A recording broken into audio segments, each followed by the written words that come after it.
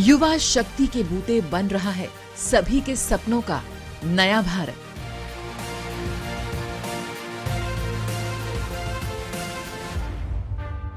खेल का मैदान या इनोवेशन का जज्बा होनहार बढ़ा रहे हैं देश का रुतबा।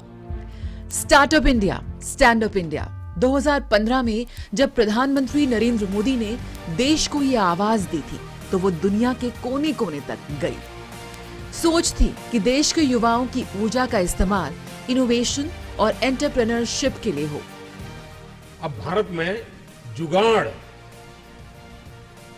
मैं समझता हूं शायद ऐसा इनोवेटिव इंडिया दुनिया में कहीं नजर नहीं आएगा जी।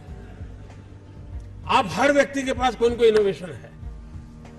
मैंने ऐसे लोग देखे हैं कि बिजली नहीं है तो अपनी मोटरसाइकिल से पंप चलाते हैं और पानी निकालते हैं और खेत में पानी पहुंचा देते हैं। उसने अपने तरीके से ढूंढा होता है। ऐसे जुगाड़ करने वाले लोगों की कमी नहीं है, लेकिन वो जुगाड़ करता है, अपनी व्यवस्था को संभाल लेता है। लेकिन अगर हमारे पास उस प्रकार की दृष्टि हो, दर्शन हो, देखे तो हमें स्पार्क होता है यार। जनवरी 2016 में स्टार्टअप इंडिया ने अपने सफर की शुरुआत की। अब ये मुहिम इस मुकाम पर है कि इससे देश के 623 जिलों से 56,000 से ज्यादा स्टार्टअप जुड़ चुके हैं। पहले 10,000 स्टार्टअप्स को जोड़ने में 808 दिन लगे, लेकिन आखिरी 10,000 को जोड़ने में महज 180 दिन लगे। एक सोल्यूशन बेस्ड सोसाइटी बना दी गई है और इन स्टार्टअप्स की वजह से एक नया जोश उत्पन्न हो गया है देश में, जो सारी दुनिया में आजकल लोग उसको देखकर उसको फॉलो कर रहे हैं, उसमें अपना पैसा डाल रहे हैं, उसके साथ जुड़ने की कोशिश कर रहे हैं।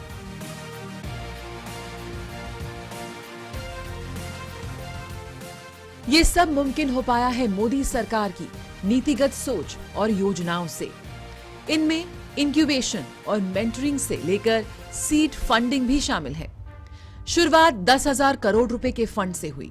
इसके साथ कई रियायतें और प्रोत्साहन जुड़ते चले गए।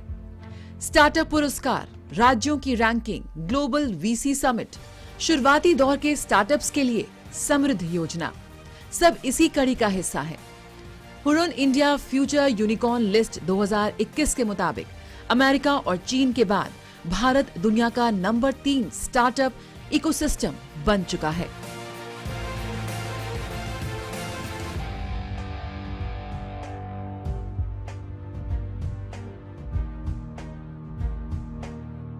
प्रधानमंत्री जी ने 2016 में ये कहा था कि मैं एक देश चाहता हूं जहां पे लोग नौकरियां नहीं ढूंढें, नौकरियां क्रिएट करें, और उस पे उन्होंने स्टार्टअप का एक पूरा विजन बनाया।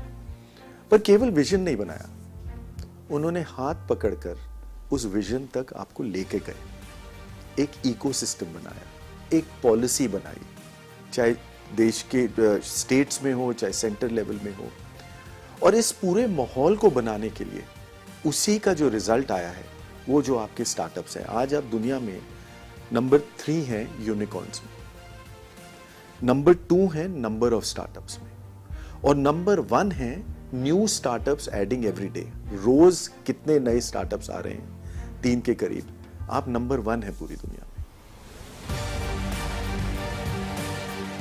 स्टार्टअप्स पर जोर देना प्रधानमंत्री ने गुजरात में अपने शासनकाल के दौरान ही शुरू किया था। पीएम का मानना था कि देश का युवा किसी के सामने नौकरी मांगने के लिए हाथ ना फैलाए, उद्यमी बने और दूसरों को रोजगार प्रदान करे। पीएम की सोच का नतीजा है कि गुजरात ही में देश का पहला स्टार्टअप और नवाचार विश्वविद्यालय अब युवाओं को सफल उद्यमी बनाने के गुर सिखा रहा है। चाहे आप एजुकेशन की बात कर लें, चाहे चिल्ड्रन एजुकेशन की बात कर लें, योगा यूनिवर्सिटी की बात कर लें, रक्षा शक्ति यूनिवर्सिटी की बात कर लें, गुजरात के अलावा भारतवर्ष के किसी भी प्रदेश में आपको ऐसा विचारधारा, ऐसा कंसेप्ट नहीं मिलेगा। और हमारी जो यूनिवर्सिटी है स्वर्णिम स्टार्टअप एंड इनोवेशन यूनिवर्सिटी, जो कि एकमात्र विश्वविद्यालय है स्टार्टअप के क्षेत्र में, ये भी मोदी जी के विचारधारा के ऊपर ही आधारित है। गुजरात में ही entrepreneurship development institute of India, भारतीय उद्यमिता विकास संस्थान 1983 से कार्यरत है। संस्थान के निदेशक डॉक्टर सुनील शुक्ला का मानना है कि कारोबार करने की सूझबूझ गुजरातियों में हमेशा रही है। गुजरात के मुख्यमंत्री के तौर पर प्रधानमंत्री मोदी ने इसे और बढ़ावा दिया और इसका फायदा गुजरात को आज भी मिल रहा है।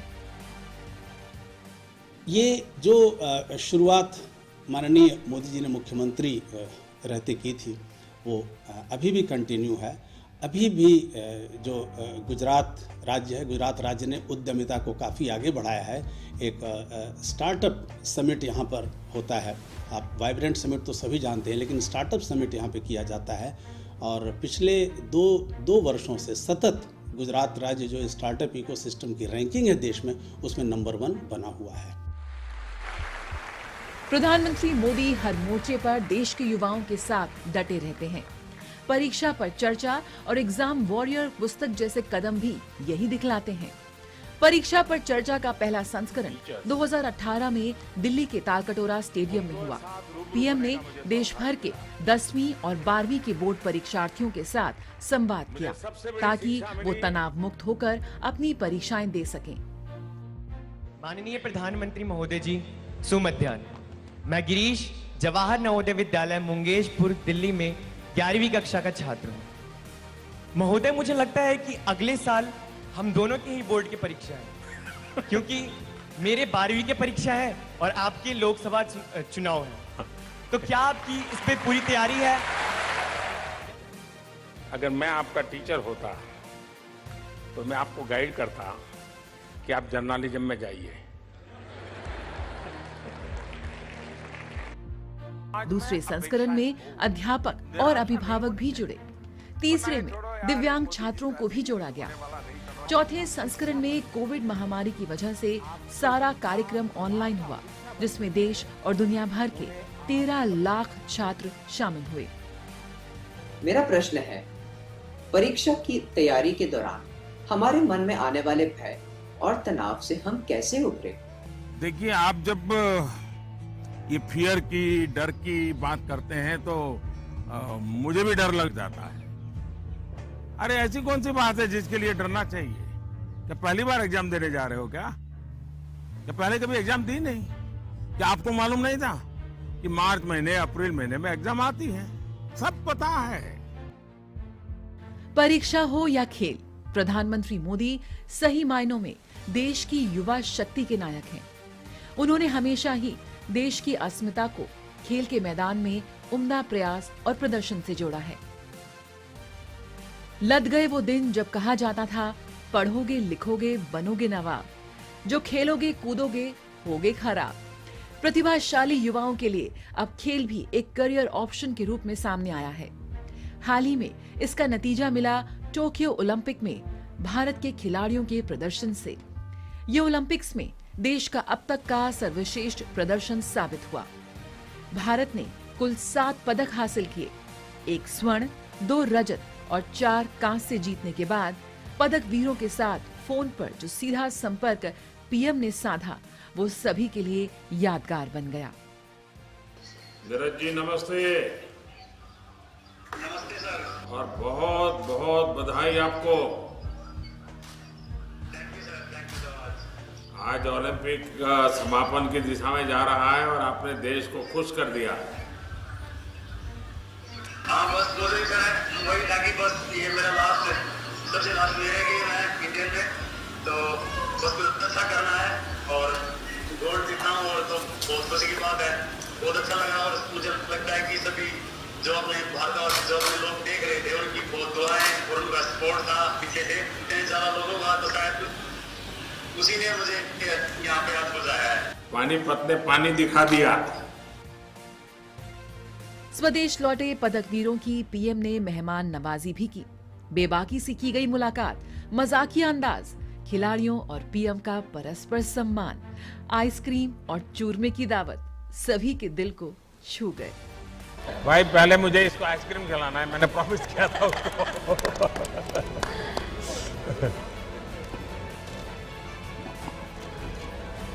सब बंद हो गया ना? हाँ सर, अभी ओलंपिक्स टाइम पे ऑब्वियसली बंद हो गया, बट अभी थोड़े दिन से सबको खिलाइए भाई। हाँ। ये भी फिर डबल डबल मेडल लेके आएंगे। और जब पैरालंपिक मुकाबलों के नतीजे सामने आए तो देश और भी गदगद हो उठा। भारत के खिलाड़ियों ने अभूतपूर्व 19 पदक बटोरे, जिनमें 5 स्वर्ण, 8 रजत और 6 कांस्य शामिल थे। देशवासियों की खुशी का ठिकाना नहीं रहा और प्रधानमंत्री ने खिलाड़ियों की दिल खोलकर हौसला अफजाई की। ये बात सही है कि आप लोगों को एक विशिष्ट रूप से ही सारी चीजों को हैंडल करना होता है। जो अभी 2020 का हमारा ये ओलंपिक्स हुआ है, इसमें एक अलग ही लेवल देखने के लिए मिला है। मैंने 100 मीटर में अपने भारत को रिप्रेजेंट करा और मैं आपके लिए कहना चाहूँगी कि मैं सीरियसली मेरे पास वर्ड नहीं है आपके पास मेरे पास कहने के लिए। I am speechless. सर आपका लाइफ स्टोरी जो है सर, चाहे वो पलक का स्टोरी हो, मनोज का स्टोरी हो, कृष्णा का स्टोरी हो, यहाँ जितने जितने हीरोज बैठे हैं सर, उन सब का स्टोरी को देख लें।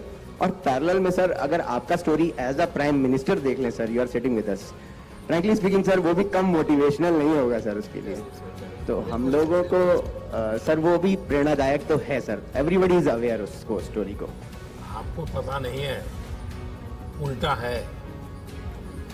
जब मैं आपको देखता हूं तो मुझे मोटिवेशन मिलता है। अंतर्राष्ट्रीय स्तर पर अलग अलग मुकाबलों, खासकर ओलंपिक्स में भारत का परचम और ऊंचा लहराए। प्रधानमंत्री ने इस लक्ष्य पर 2014 में कुर्सी संभालते ही पैनी नजर रखी। टारगेट ओलंपिक पोडियम स्कीम या टॉप्स इसी का नतीजा थी। इसके तहत प्रतिभाशाली खिलाड़ियों को आर्थिक मदद से लेकर उम्दा से उम्दा खेल सुविधाएं, साजो सामान और कोचिंग उपलब्ध कराई गई। 2020 में जूनियर टॉप्स योजना भी 10 से 12 साल के खिलाड़ियों के लिए लॉन्च की गई, जिसका लक्ष्य 2028 ओलंपिक के पदक विजेता सामने लाना है।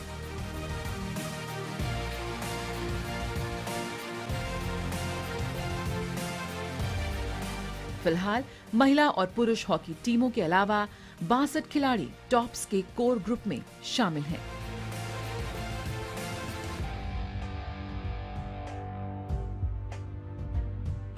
जो हमारे 54 एथलीट गए थे वो टारगेट ओलंपिक पोडियम स्कीम का हिस्सा थे। 2 वर्षों तक लगातार ट्रेनिंग देते रहे। सरकार ने कभी ये नहीं सोचा कि कितने करोड़ रुपए खर्च हो रहे हैं। सरकार ने केवल इतना सोचा कि कोविड-19 के समय भी आपको कोई मुश्किल ना आए, चाहे वो देश के अंदर हो या विदेश में हो, आपने भी उन मुश्किलों को, चुनौतियों को पार करने का काम किया।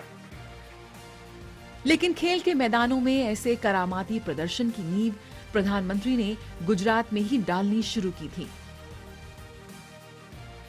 2010 में गुजरात के मुख्यमंत्री के तौर पर प्रधानमंत्री मोदी ने राज्य में खेल महाकुंभ की शुरुआत की, जिसमें प्रतिभाशाली स्कूली स्तर के खिलाड़ियों को अपने जलवे दिखाने का मौका मिला।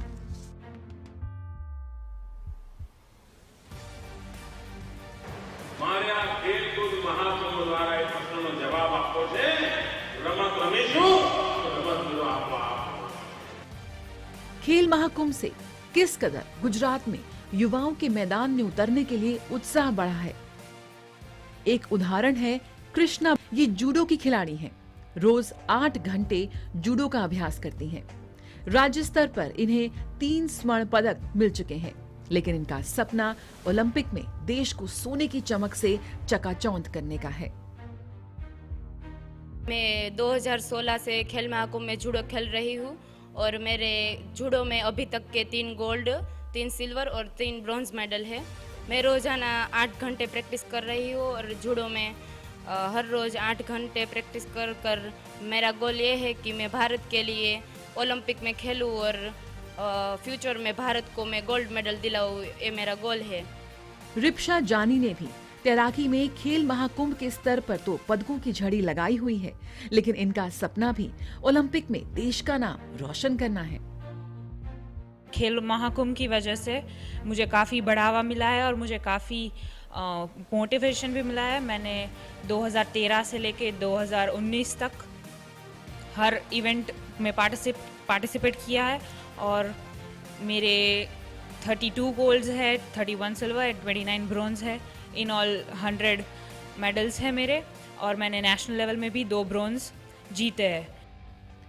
खेल महाकुंभ ने नई नई प्रतिभाओं को मैदान में अपना जौहर दिखाने का मौका दिया है। तत्कालीन गुजरात मुख्यमंत्री नरेंद्र मोदी ने 2013 में राज्य स्तर पर एक खेल नीति लाने की बात भी की थी। 2017 में इस नीति को जमीन पर उतारा गया, जिसके तहत गुजरात में खेल को ढांचागत मजबूती दी जा रही है। इन प्रयासों के तहत 2012 में गांधीनगर में स्वर्णिम गुजरात स्पोर्ट्स यूनिवर्सिटी की स्थापना भी की गई।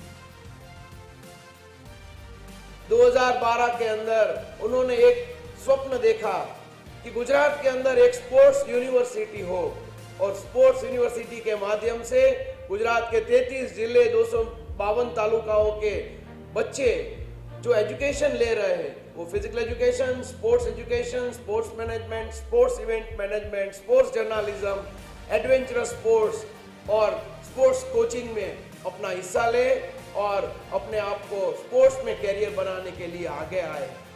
खेल को प्रोत्साहन देने के लिए गुजरात में उठाए गए कदमों की झलक केंद्र के नीतिगत कदमों में भी नजर आती है। देश में खेल संस्कृति को बढ़ावा देने के लिए केंद्र सरकार ने खेलो इंडिया की शुरुआत की।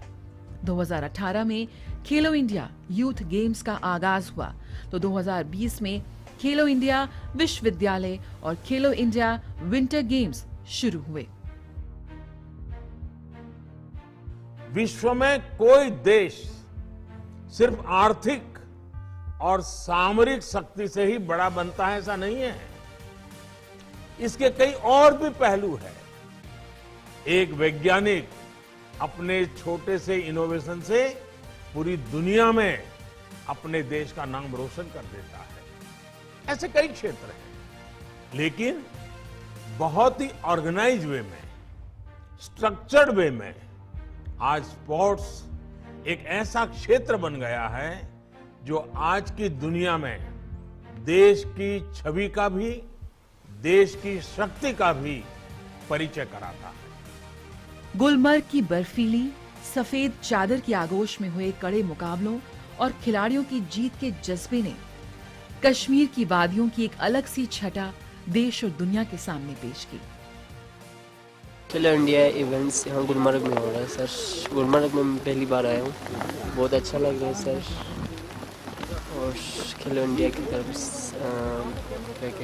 होटल फैसिलिटीज़ बहुत अच्छा है सर। वैसा नहीं है कि बस फॉरेन ये कंट्रीज़ में विंटर स्पोर्ट्स का टैलेंट है, यहाँ पे भी एंड बहुत सारे अच्छे एथलीट्स अभी भी हमारे पास है जो पार्टिसिपेट कर भी रहे हैं एंड छोटे छोटे बच्चों को जो न्यू एथलीट्स है उनको कोच कर रहे हैं। तो मेरा सबसे ये अपील है कि आप आइए, स्नो का भी मज़ा लीजिए एंड इस स्पोर्ट्स का भी मज़ा लीजिए। ये बहुत अच्छा अपॉर्चुनिटी है स्पोर्ट्स पर्सन्स के लिए या जो अभी भी स्पोर्ट्स में नहीं आए हैं उनके लिए भी। इंडिया के अंदर विंटर स्पोर्ट्स को आगे बढ़ाने के लिए बहुत अच्छा इनिशिएटिव लिया गया है।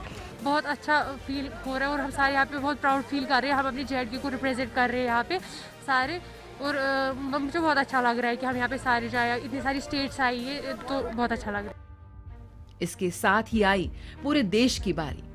29 अगस्त 2019 को राष्ट्रीय खेल दिवस के मौके पर प्रधानमंत्री मोदी ने सभी देशवासियों की सेहत को चुस्त दुरुस्त और रोग मुक्त रखने के लिए फिट इंडिया अभियान का आगाज किया। इसके तहत देश भर के स्कूलों की फिट इंडिया ग्रेडिंग और रैंकिंग भी हो रही है। अब देश में लगातार बच्चे हों या बड़े, महिलाओं हों या पुरुष, सभी को फिट रखने की मुहिम चल रही है।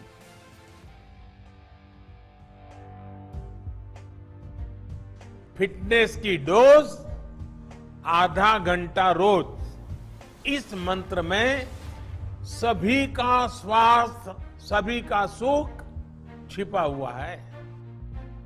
हाल ही में 29 अगस्त 2021 को खेल मंत्री अनुराग सिंह ठाकुर ने आजादी के अमृत महोत्सव पर्व के तहत फिट इंडिया मोबाइल ऐप भी जारी किया, जो इस मुहिम को देश के करोड़ों लोगों की जिंदगी का हिस्सा बनाने का एक उम्दा जरिया है। इसमें जो ऐप है उसके माध्यम से कहीं ना कहीं फिटनेस इज इजी एक दर्शाने का काम भी किया गया है, फन एंड फ्री है ये भी बताने का काम किया गया है, and can be done anywhere. आप कहीं पर भी, अपने घर पे, पार्क में, बाहर, ऑफिस में, कहीं पर भी कोई फिटनेस एक्टिविटी करते हैं उसको मॉनिटर किया जा सकता है। चाहे वो स्टार्टअप्स हों, परीक्षाएं हों या खेल के मैदान, युवा शक्ति के हर आयाम को एक सूत्र में पिरो रहे हैं प्रधानमंत्री मोदी। ये सूत्र एक मजबूत कड़ी है जो भारत को विकास और उन्नति से जोड़ रही है, जिसे ना तो कोई महामारी और ना ही कोई और चुनौती तोड़ सकती है।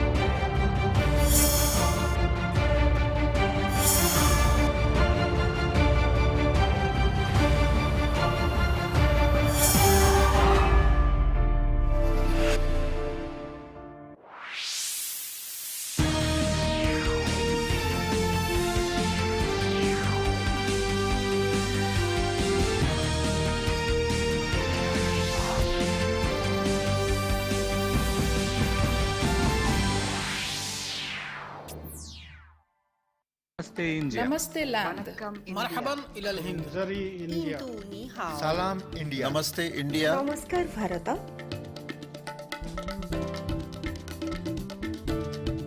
मुई इंडिया। नहनु हुनूर इंडिया। माँ हिंदी हस्ती हिंदियानी। सलाम Hindustan. We are India.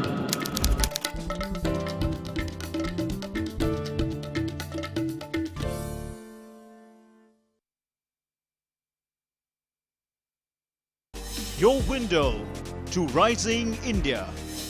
India's voice on global platforms. Latest news from India and around the world. In-depth analysis of global headlines. Watch DD India in your country. Available for downlink in Middle East countries. STTV broadcast is available through the satellite GSAT 17 at 93.5 degrees east. HDTV broadcast is available through the satellite GSAT 10 at 83 degrees east. For technical details, scan here. Switch to DD India now.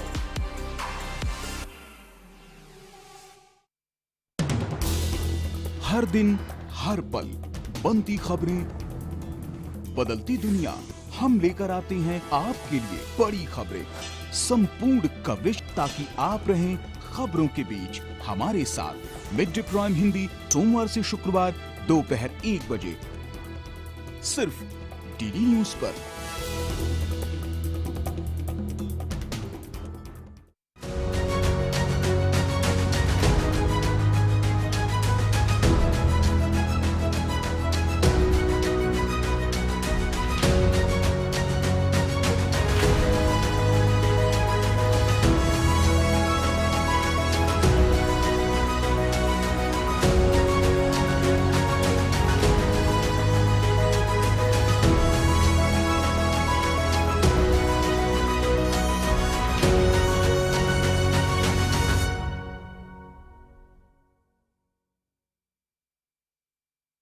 Your window to rising India.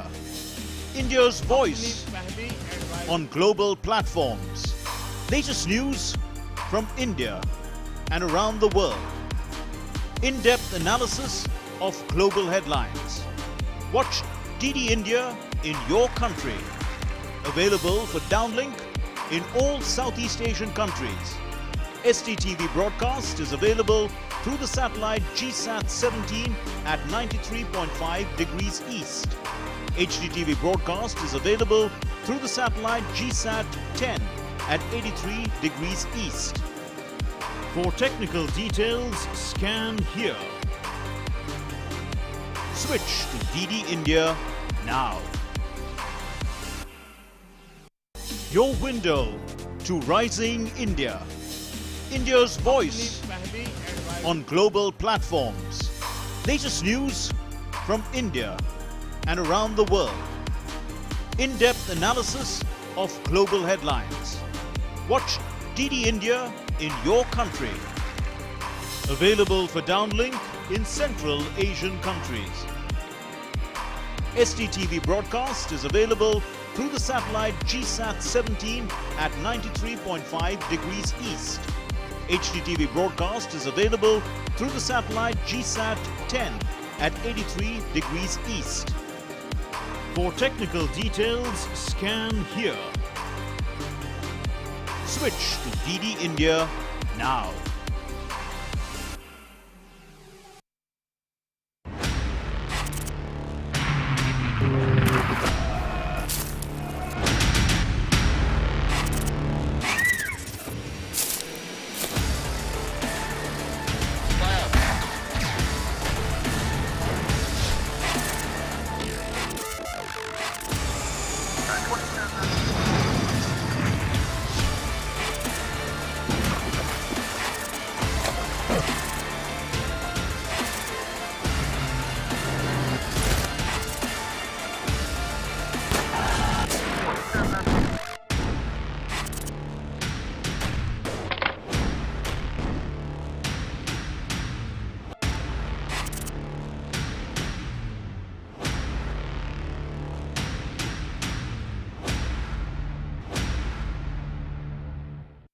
दिन भर की सुर्खियों से अलग खबरों की दुनिया और भी है।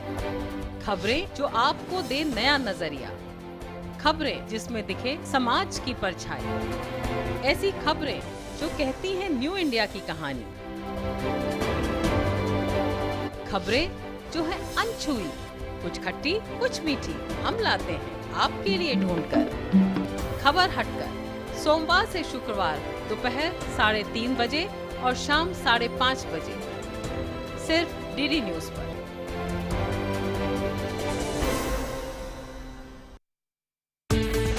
हर दिन बदलती दुनिया, हर पल बनती नई खबरें, खबरें जिनसे सरोकार है आपको, खबरें जो रोज जगाती हैं आपको।